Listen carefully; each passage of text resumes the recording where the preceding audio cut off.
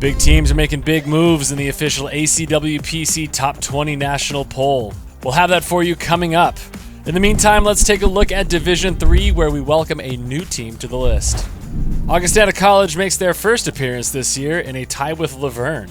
The Vikings have had their fair share of ups and downs in a shortened season with only 2 wins and 3 losses. However, one of those wins was a 3-goal victory over Laverne. They'll look to right the ship at the Gary Troyer tournament this weekend. Laverne helps to bring up the rear once again after 3 straight losses to Westcliff, Biola, and Whittier College. That extends their losing streak to 6. We'll see what happens tonight when the Leopards welcome Chapman to the Las Flores pool. Johns Hopkins earned a solid 20-9 victory over Connecticut College, but they were bested in their other 3 matches. The Blue Jays will also be in SoCal this weekend for the Gary Troyer Memorial. MIT continues their ratio of 1 win for every 2 losses. That keeps them at number 8 with a .333 win percentage. The Engineers will travel to Princeton on Saturday. Oxy Water Polo ranks 7th. They'll take on CMS tonight and then set their sights on hosting the Gary Troyer Memorial this weekend. Whittier College continues their winning ways after victories over Grossmont, Laverne, and Orange Coast College. The only defeat they suffered so far this season came at the hands of the USC Trojans on September 14th. The Poets will face Biola tomorrow night and then Long Beach State this weekend. Cal Lutheran fell to UC Santa Barbara and Westcliff over the weekend. The Lancers claim number 5 once again. Chapman took 2 additional losses over the weekend. They fall to 3-5 on the year so far and land at number 4 this week. Pomona Pitzer hosted the California Golden Bears this past Saturday, and they were downright competitive. Early in the first half, Cal took a 4-1 lead, but that wasn't a problem for the Sagehens. They went back to back to back to tie things up, and they kept going. Pomona Pitzer owned a 7-6 lead at the half. However, adjustments were made. The Golden Bears outscored the Sagehens 9-3 in the second half to take this one 15-10. Still, Pomona Pitzer had a lot to be proud of. Zach Whitfield netted a hat trick while Liam Byrne recorded 8 saves and 1 steal. They'll take on Pepperdine and UC Irvine over the weekend. The number 2 Redlands University will have a few fights on their hands when they face Long Beach State, UC Irvine, and Cal Baptist this weekend. And Claremont Mudd Scripps retains the only ranking they've known all year. They are your number 1 team in Division 3. The Stags are enjoying a 2-game win streak after beating Cal State Fullerton and Chapman. They'll be back in the pool tonight in a bout with Occidental. And now we move on to the national poll. The Midshipmen dropped down 3 spots to round out the list. Navy took losses to Fordham and Wagner before finding the win column once again in a victory over Mercyhurst. They'll take on Bucknell this Sunday. With a weekend filled with wins over MIT and Johns Hopkins, Brown moves up to number 19. Cal Baptist is also on the move after wins over Biola and Concordia Irvine. However, they fell short to the men of Troy by a score of 12-21. Harvard stays put this week. However, they share their position with UC Davis. The Aggies dropped 3 spots to join the Crimson at number 16. UC Davis were defeated by Santa Clara in a fairly even matchup. The Aggies tied the game at 7 with 2 minutes left to go in the third. The 2 sides matched goal for goal until back-to-back scores put the Broncos ahead with 3.5 minutes left to play. They took this one 14-12. Antar Beltran scored 5 for the Aggies, while this W for Santa Clara gives Coach Wilbur his 300th win. Congratulations, Coach. The Aggies will turn right around and face the Broncos again on Saturday in San Jose. The LMU Lions fall to a 3-6 record so far this season with losses to UC San Diego and UCLA. They'll be back in the pool tonight at Cal State Fullerton. Santa Clara jumps up 3 spots to share the 14th position with LMU.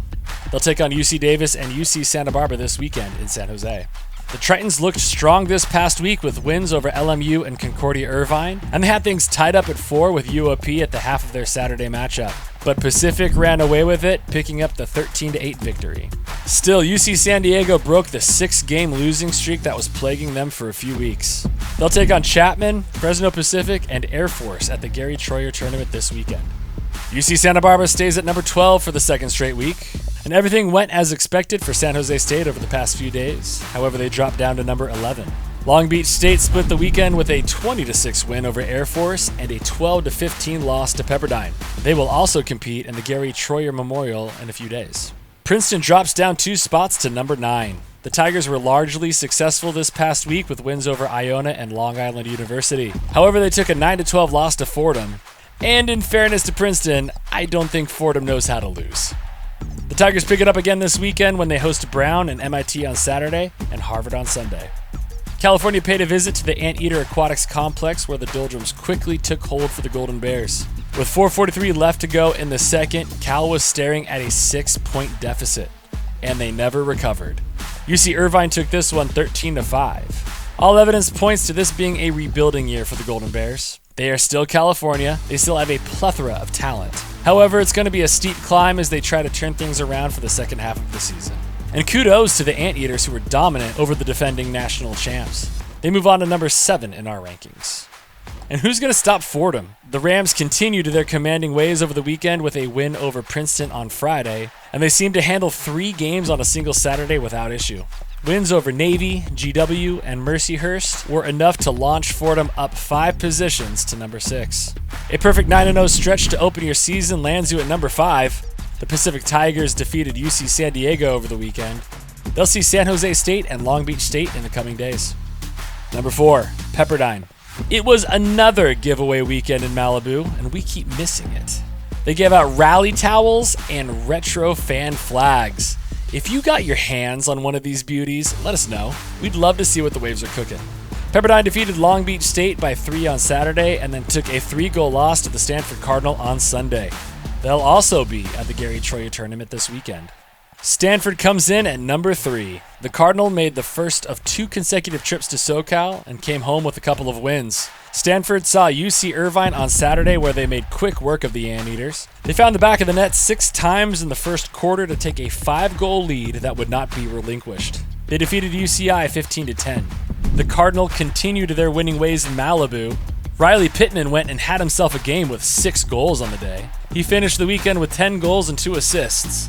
Soren Jensen was not too far behind with 2 hat tricks in 2 straight games. Stanford will turn around and head south once again for a meeting with the top-ranked UCLA Bruins on Saturday. The University of Southern California is your number 2 team in the nation.